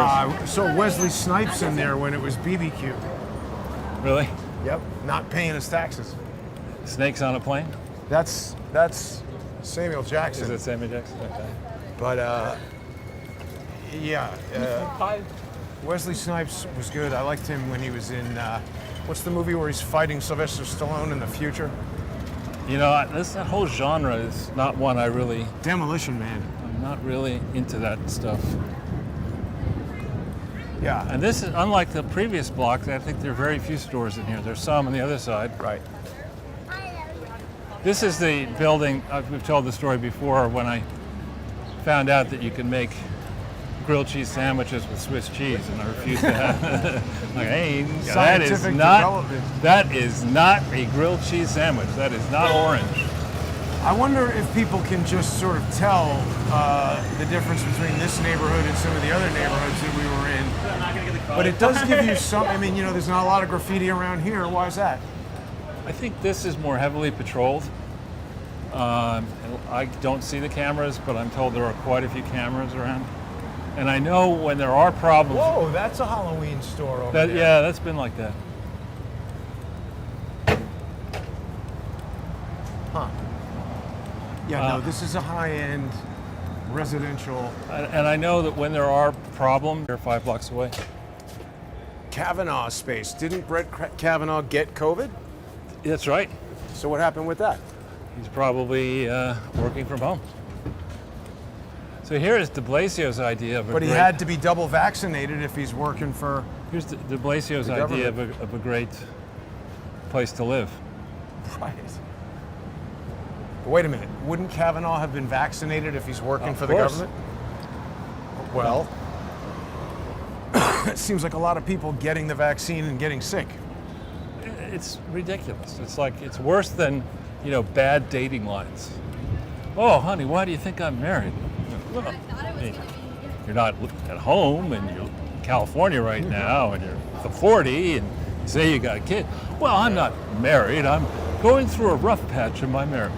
That's the excuses that are being given here. Just your eyes know that it's a fraud. Right. You don't need to do a whole lot of analysis.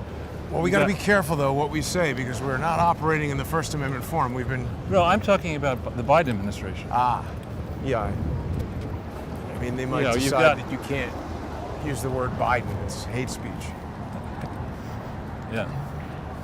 Yeah, it's a lot quieter over here. I guess they're not as It many is. buses. I never thought I'd be walking on 8th Street and be thankful to be in a good neighborhood.